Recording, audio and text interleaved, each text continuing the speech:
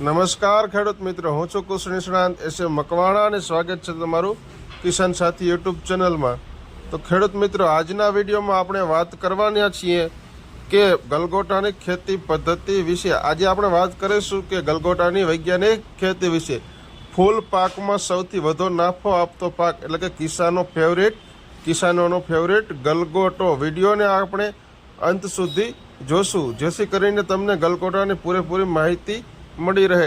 તો ખેડૂત મિત્રો, હજી સુધી તમે આપણી ચેનલમાં નવા હોય અને ચેનલને સબસ્ક્રાઇબ ન કરી હોય તો ખેડૂત મિત્રો ચેનલને સૌપ્રથમ સબસ્ક્રાઇબ કરો, ત્યારબાદ બાજુમાં આપેલ બેલ આઇકનના બટનને દબાવો જેથી કરીને અમારી આ ખેતીને લગતી તમારા સુધી માહિતી સૌપ્રથમ પહોંચે એ હેતુથી। તો ખેડૂત મિત્રો, ચાલો આપણે તમને આજે જણાવીએ ગલગોટાની ખેતી પદ્ધતિ કેવી રીતે કરવી, કેવી આબોહવા માફક આવે છે, કેવી જાતો વાવવી જોઈએ, જમીન અને તેની તૈયારી કેવી રીતે કરવી, ધરોનો ઉછેર કેવી રીતે કરવો, ફેર રોપણી, ખાતર, આંતરખેડ અને નિંદામણ, પિયત, પાક સંરક્ષણ, ખાસ માવજત કેવી કરવી, ફૂલો ઉતારવા, ફૂલોનું ઉત્પાદન, આ બધા જ ટોપિક આપણે આ વિડીયોમાં આજે કવર કરવાના છીએ। તો જાજો સમય ન લેતા ચાલુ કરીએ આપણે।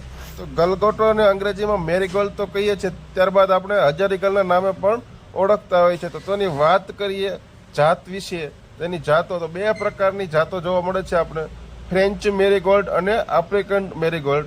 તો આપણે વાત કરીએ ફ્રેન્ચ મેરીગોલ્ડની અથવા ગલગોટી। તેના છોડ ઠીંગણા એટલે કે 25 થી 30 સેન્ટીમીટર ઊંચાઈના, ફૂલ નાના કદના પરંતુ મોટી સંખ્યામાં અને પીળા, નારંગી, લાલ, કથ્થઈ રંગના મિશ્રણવાળા જોવા મળે છે, જેનો ઉપયોગ આપણે બાગ બગીચાના સુશોભિત ફૂલ છોડ તરીકે મુખ્યત્વે કરવામાં આવે છે। આ ગલગોટાના પ્રકારમાં બટરસ્કોચ, રસ્ટીરેટ વગેરે મુખ્ય જાતો છે। હવે આગળ વાત કરીએ આફ્રિકન મેરીગોલ્ડ। જે આફ્રિકન મેરીગોલ્ડના છોડ 60 થી 90 સેન્ટીમીટર ઊંચા, ફૂલ મોટા કદના, પીળા રંગ, નારંગી કે આછા પીળા રંગવાળા અને સારી ટકાઉ શક્તિ ધરાવે છે। આ વર્ગમાં તેના ફૂલોના રંગ, કદ અને આકાર પ્રમાણે વિવિધ જાતો છે, જેવી કે જાયન્ટ, ક્રાયસેન્થિયમ, ચાર્મ, હનીકોમ, ક્લાઇમેક્સ તેમજ સફેદ રંગના ફૂલો ધરાવતી સ્નોબોર્ડ નામની જાત પણ વિકસાવવામાં આવેલ છે। વળી IARI નવી દિલ્હીથી બે હાઇબ્રિડ જાતો પૂસા નારંગી ગેંદા અને પૂસા બસંતી ગેંદા બહાર પાડવામાં આવેલ છે, જે ગુજરાતમાં સફળતાપૂર્વક ઉછેરી શકાય છે। આ થઈ જાતની વાત। આગળ વાત કરીએ આબોહવા વિશે। તો ગલગોટાને આપણા વિસ્તારની બધા જ પ્રકારની આબોહવા માફક આવતી હોય તો વર્ષની ત્રણેય ઋતુઓમાં ઉછેરી શકાય છે, જેથી કરીને એટલે કે બધી જ પ્રકારની બધા જ વિસ્તારની માફક આવતી હોય છે આબોહવા, જેથી કરીને આપણે ગલગોટાના પાકને ત્રણેય સિઝનમાં એટલે કે ત્રણેય ઋતુમાં, શિયાળા, ઉનાળા, ચોમાસામાં ઉછેરી શકીએ। છતાં શિયાળાનું માફકસર ઠંડુ હવામાન અને ટૂંકા દિવસો, ખુલ્લા સૂર્યપ્રકાશ ફૂલ ઉત્પાદન માટે વધારે સાનુકૂળ માલુમ પડે છે, એટલે કે શિયાળો ઋતુ વધારે અનુકૂળ ગણાય છે એમ ગલગોટાના ઉત્પાદન વિસ્તાર માટે। શિયાળામાં છોડનો વિકાસ ખૂબ જ ઓછો જોવા મળે છે, પરંતુ ઉત્તમ ગુણવત્તા, રંગ, કદ અને આકારવાળા ફૂલોનું ઉત્પાદન મળે છે। જ્યારે ઉનાળા અને ચોમાસામાં ઊંચું ઉષ્ણ તાપમાન અને લાંબા દિવસને લીધે પુષ્કળી ભેદીકરણની ક્રિયામાં વિક્ષેપ પડવાથી વાનસ્પતિક વૃદ્ધિ ખૂબ જ વધુ થાય છે, પરિણામે ફૂલો ઉતરતી કક્ષાના અને ઓછું ઉત્પાદન આપે છે અને છોડની ઢળી પડવાની તકલીફ વધારે જોવા મળે છે। આ હતી આબોહવાની માહિતી। આગળ વાત કરીએ જમીન અને તેની તૈયારી કેવી રીતે કરવી, કેવી જમીનમાં હોય। ગલગોટાને બધા જ પ્રકારની હલકીથી ભારે કાળી જમીનમાં સારી રીતે ઉછેરી શકાય છે। ગલગોટાને સારી નિતારવાળી, ફળદ્રુપ, ગોરાળું અને જેનો પીએચ અંક 7 થી 7.5 હોય તેવી જમીન ખૂબ જ ગલગોટાના પાકને માફક આવે છે। ગલગોટા, આફ્રિકન અને મેરીગોલ્ડની ખેતી ભારે કાળી જમીનમાં પણ પાણીના નિતારની યોગ્ય વ્યવસ્થાની સાથે નીકપાળા કે ગાદી ક્યારા પદ્ધતિથી કરી શકાય છે। જમીનને ફેર રોપણી કરતાં પહેલાં ઊંડી ખેડ કરી તપવા દેવી, પછી મોટા ઢેફા ભાંગી સમાર વડે જમીન બરાબર સમતલ કરી, એટલે કે દાંતી થાંભલો કરતાં સમાર માળી જમીનને સમતલ કરવી। જમીનને પ્રતને અનુરૂપ સાદા ક્યારા અથવા પાળા તૈયાર કરવા। આ થઈ જમીન અને તેની તૈયારી વિશેની વાત। હવે આગળ વાત કરીએ ગલગોટાના વાવેતર માટે, ટ્રાન્સપ્લાન્ટિંગ માટે આપણે ધરું ઉછેર કરવો જરૂરી છે। તો કે ધરું ઉછેર માટે પહોળા છીછરા કુંડા અથવા તો ગાદી ક્યારા તૈયાર કરી તેમાં બીજનું વાવેતર છીછરા ચાસ પાડી કરવું। ત્યારબાદ તેને ડાંગરની પરાળ અથવા ખજૂરીના પાન વડે બીજનું અંકુરણ થાય ત્યાં સુધી ઢાંકવું અને બીજનું સ્ફુરણ થતાં આવરણ દૂર કરવું. ઉપરનું આપણે નાખ્યા હતા પરાળ અને ખજૂરના પાણી એને દૂર કરવું. ત્યારબાદ ધરુવાળિયાને ઝાડા વડે પાણી આપવું. 1 હેક્ટરના પાકની ફેરે રોપણી માટે 1 થી 1.5 કિલોગ્રામ, જ્યારે હાઇબ્રિડ જાતો માટે 250 ગ્રામ બીજની જરૂર પડે છે. ગલગોટાના બીજની જીવન શક્તિ એકાદ વર્ષમાં નાશ પામતી હોવા દર વર્ષે નવા બીજનો વાવેતર માટે આગ્રહ રાખવો. ત્યારબાદ ગલગોટાના ધરોની ફેર રોપણી કે જ્યારે 4 થી 5 મુખ્ય પાંદડા આવે ત્યારે કરવી યોગ્ય છે, જે માટે 30 થી 35 દિવસનો સમય લાગતો હોય છે. ચોમાસાની ઋતુમાં જૂના છોડમાં કુમળા કટકા વાવીને પણ છોડ તૈયાર કરી શકાય છે.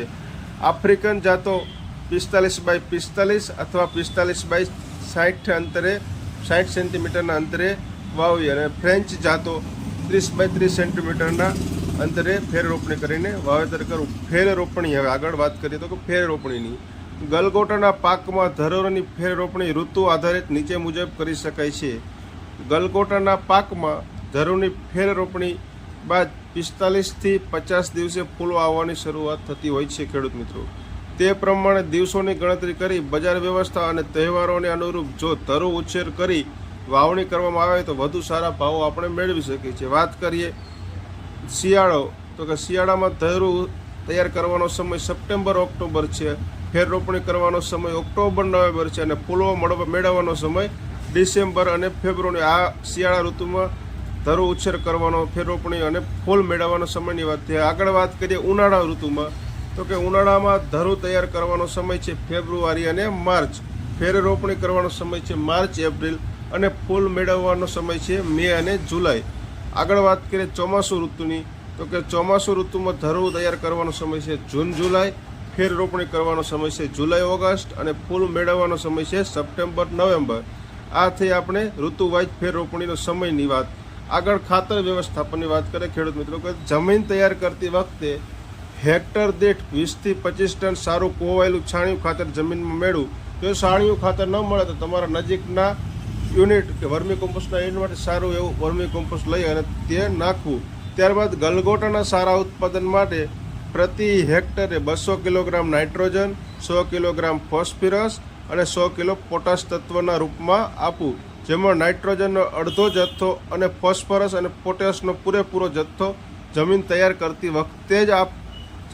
કરતી વખતે ફેર રોપણી પહેલાં આપવો. જ્યારે નાઇટ્રોજનનો બાકીનો અડધો જથ્થો ફેર રોપણી બાદ, એટલે કે આપણે જ્યારે ગલગોટાની ફેર રોપણી બાદ 45 દિવસ પછી છોડની ફરતે ગોડ મારી, એટલે કે આપણે કોદાળી વડે ગોડ મારી ફરતી રિંગમાં આપવો. આંતરખેડ અને નિંદણની વાત કરીએ, નિંદણની, તો ખેડૂત મિત્ર આ પાકના શરૂઆતના વૃદ્ધિ દરમિયાન આંતરખેડ કરી શકાય છે. એટલે કે શરૂઆતના દિવસોમાં આપણે આંતરખેડ કરી શકીએ છીએ, પરંતુ છોડને નુકસાન ના થાય તેનું ખાસ ધ્યાન રાખવું. ખેડૂત મિત્રો, છોડનો ફેલાવો થયા પછી આંતરખેડ કરવી યોગ્ય નથી, જેથી કરીને આંતરખેડ ટાળવી. ધરોની ફેર રોપણી કર્યા બાદ વારંવાર નિંદામણ કાઢવું ખાસ જરૂરી છે, જેથી 2-3 પિયત બાદ કોદાળીથી અથવા નિંદણિયાથી આપણે ખુરપીથી ગોડ કરી ખુરપી વડે બધું જ નિંદણ દૂર કરવું. ત્યારબાદ ગલગોટાના જીવનકાળ દરમિયાન 4 થી 6 વખત નિંદામણ કરવાની જરૂરિયાત રહે છે. આગળ વાત કરીએ પિયતની, તો કે ગલગોટાના છોડની વાનસ્પતિના વૃદ્ધિના સમયગાળા દરમિયાન જમીનમાં ભેજ જાળવવું ખૂબ જ જરૂરી છે. એટલે કે આ છોડ વિકસતો હોય, વાનસ્પતિક વૃદ્ધિ થતી હોય ત્યારે ભેજ જાળવવો ખૂબ જ જરૂરી છે. નહીંતર છોડનો વાનસ્પતિક વિકાસ રૂંધાઈ જાય છે, વિકાસ અટકાઈ જાય છે, જેથી આની આડઅસર પડતી હોય છે. ફૂલના ઉત્પાદન પર સીધી રીતે અસર પડે છે. સામાન્ય રીતે શિયાળામાં 8 થી 10 દિવસના અંતરે અને ઉનાળામાં 4-5 દિવસના અંતરે, જ્યારે ચોમાસામાં વરસાદ ન પડે ત્યારે પાણી આપવું હિતાવહ છે. શિયાળામાં 8-10 દિવસના અંતરે પાણી આપવું, ઉનાળામાં 4-5 દિવસના અંતરે અને ચોમાસામાં જ્યારે વરસાદ ન પડે ત્યારે પાણી આપવું જરૂર છે. વાત કરીએ ખેડૂત મિત્રો પાક સંરક્ષણ, જેમાં જીવાત અને રોગોનું નિયંત્રણ. તો જીવાતની વાત કરીએ તો જીવાતનું નામ છે લીફ માઇનર અથવા તો કે પાનકોરી, જે આપણે ગુજરાતીમાં કહીએ છીએ. તો તેનું નિયંત્રણ કઈ રીતે કરવું?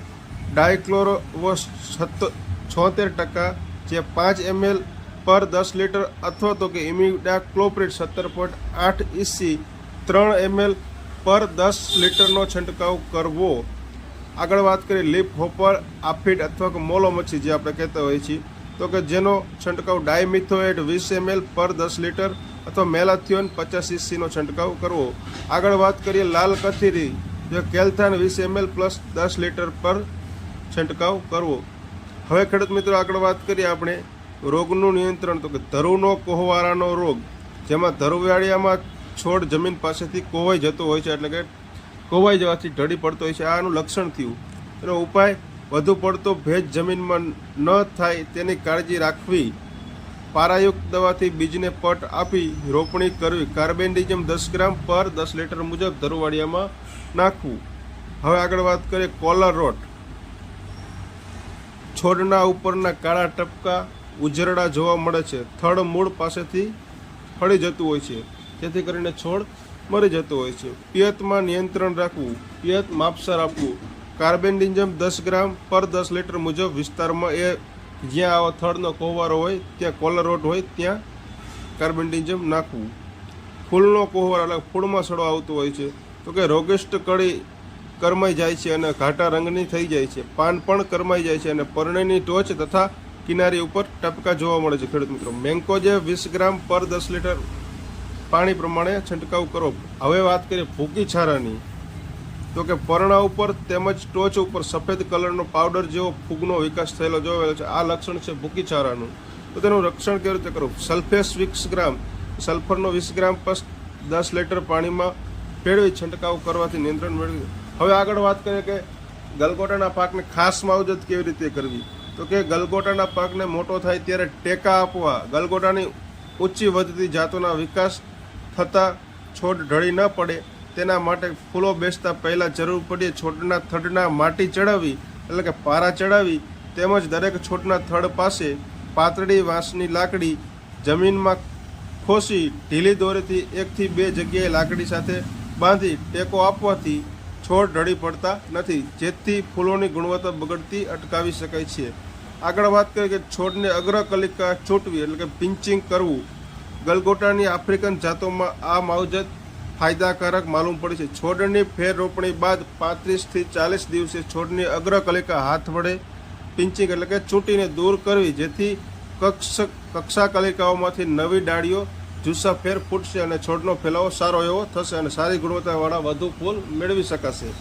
તો કોઈક વાર જ્યારે મોડી ફેર રોપણી કરવામાં આવે છે ત્યારે અગ્રકલિકા ઉપર ફૂલની કળી જલ્દીથી બેસી જાય છે, ત્યારે પણ કળીને ચૂંટીને દૂર કરવી જોઈએ, જેથી છોડ પોતાની વાનસ્પતિક વૃદ્ધિ પૂરી કરી શકે છે. હવે ફૂલ ક્યારે ઉતારવા તેની થોડીક વાત કરીએ તો ખેડૂત મિત્રો ગલગોટાના ફૂલો છોડ પરથી પૂરેપૂરા ખીલે ત્યારે ઉતારવા જોઈએ. ફૂલો ઉતારવાનું કામ વહેલી સવારે અથવા તો સાંજે, પરંતુ ઠંડા પહોરમાં કરવું હિતાવહ છે.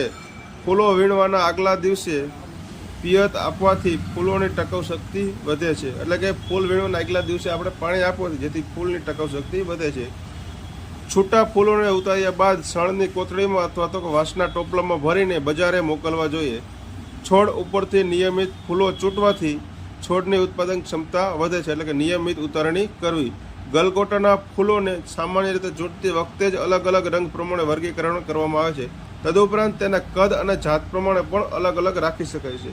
સિંગલ ફૂલ અને ગુચ્છદાર એટલે કે ડબલ ફૂલોને અલગ અલગ ચૂંટી વર્ગીકરણ કરવાથી ભાવ સારા મળે છે. ખેડૂત મિત્રો છૂટા ફૂલોને ઉતાર્યા બાદ તુરત જ બજારે મોકલવા જોઈએ. બજારે દૂર હોય તો વાંસના ટોપલામાં પાણીમાં પલાળેલ મસલિન કાપડમાં ફૂલોને મૂકી પેકિંગ કરવું જરૂરી છે. ખેડૂત મિત્રો ફૂલોનું ઉત્પાદનની વાત કરીએ કે ગલગોટામાં ઉત્પાદનના આધારે તેની જાત, ગલગોટાના ઉત્પાદનનો આધાર તેની જાત, ઋતુ, વાવેતર પદ્ધતિ, રોપણી અંતર અને ખાતર, પાણીની માવજત ઉપર આધાર રાખે છે. છતાં સામાન્ય સંજોગોમાં આફ્રિકન મેરીગોલ્ડ ગલગોટાનું ઉત્પાદન 12 થી 15 ટન પ્રતિ હેક્ટરે લઈ શકાય છે.